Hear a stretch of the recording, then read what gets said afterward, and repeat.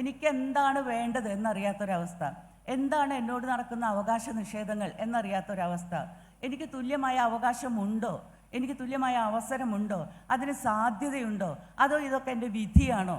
ഇത് അറിയപ്പെടാതിരുന്ന ഒരു കാലഘട്ടത്തിൽ എഴുതിയ എഴുത്തിലൊന്നും തന്നെ ഇന്ന് നമ്മൾ കാണുന്നത് പോലെയുള്ള സ്ത്രീയുടെ അന്വേഷണങ്ങൾ അല്ലെങ്കിൽ സ്ത്രീയുടെ അവകാശത്തിന് വേണ്ടിയിട്ടും തുല്യനീതിക്കും വേണ്ടിയിട്ടുള്ള വാദങ്ങൾ നമ്മൾ കാണില്ല. അത് കാണാത്തതിൻ്റെ കാരണം അത്തരത്തിലുള്ളൊരു തിരിച്ചറിവ് ഉണ്ടായി വരുന്നില്ല എന്നുള്ളതാണ്. സ്വാഭാവികമായും എനിക്ക് പറയേണ്ടി വരുന്നത് ഫെമിനിസം വരുന്നതോടുകൂടി, ഫെമിനിസ്റ്റ് ആശയങ്ങൾ നമ്മുടെ സമൂഹത്തിൽ പ്രചരിക്കുന്നതോടുകൂടി നാം നമ്മുടെ സമൂഹത്തെ മറ്റൊരു രീതിയിൽ അപഗ്രഥിക്കാൻ, നമ്മുടെ സമൂഹത്തെ മറ്റൊരു രീതിയിൽ നോക്കിക്കാണാൻ, അതിൻ്റെ അടിമുടി സ്ത്രീയുടെ കാഴ്ചപ്പാടിൽ പരിശോധിക്കാൻ നിർബന്ധിതരാവുകയാണ്. ഫെമിനിസ്റ്റ് ആശയങ്ങൾ ഇപ്പോൾ എനിക്ക് തോന്നുന്നു വളരെ ഒരു സങ്കടകരമായ ഒരു അവസ്ഥയിൽ ഫെമിനിസ്റ്റ് ആശയങ്ങളുടെ പൊളിറ്റിക്സ് എന്താണ് എന്ന് അറിയാതെ കണ്ട് അതിനെ കൈകാര്യം ചെയ്യുന്ന അല്ലെങ്കിൽ ആ രീതിയിൽ അതിനെ സമീപിക്കുന്ന വളരെ ലളിതവൽക്കരിച്ച ഒരു നിലപാട് ഇവിടെ നമ്മൾ കാണുന്നുണ്ട്.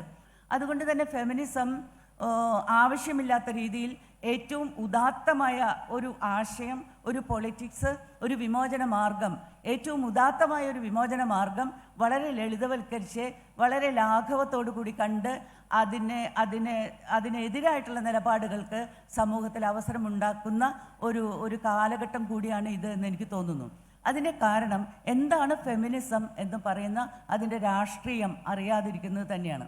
ഒരു എഴുത്തുകാരി എന്നുള്ള നിലയിൽ ഞാൻ എഴുതാൻ ശ്രമിച്ചത് ഒരു സ്ത്രീ എന്തുകൊണ്ട് നീതിയിൽ നിന്ന് പുറത്താക്കപ്പെടുന്നു, എന്തുകൊണ്ട് അവസരങ്ങളിൽ നിന്ന് പുറത്താക്കപ്പെടുന്നു, എന്തുകൊണ്ട് അവളുടെ സ്വാഭാവികമായ ജീവിതത്തിന് വിഘാതമായ വിധത്തിൽ അധികാരം അവളുടെ മേൽ തൻ്റെ പുരുഷാധികാര പ്രയോഗങ്ങൾ അവളുടെ മേൽ ഉണ്ടാകുന്നു, അവൾ എന്തുകൊണ്ട് ഇത്രയധികം പീഡിപ്പിക്കപ്പെടുന്നു, വിഷമിപ്പിക്കപ്പെടുന്നു.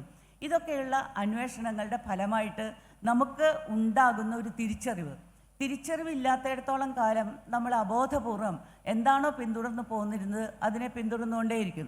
എന്താണോ നാട്ടു നടപ്പ്, എന്താണോ സദാചാര വ്യവസ്ഥ, എന്താണോ സമൂഹത്തിൻ്റെ മനസ്സ്, അതിനെ അബോധപൂർവം പിന്തുടരുകയാണ് നമ്മൾ ചെയ്യുക.